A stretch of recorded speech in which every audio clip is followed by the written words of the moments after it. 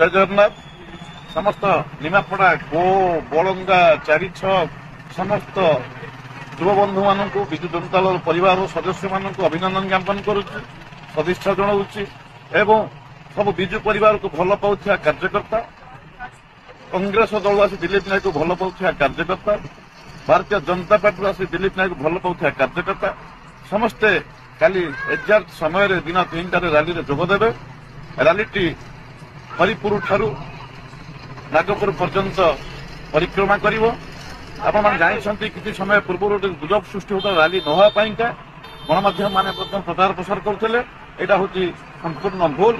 ଯୋଉଟାକ ଠିକ୍ ଡିସିସନ ଆମେ ନେଲୁ।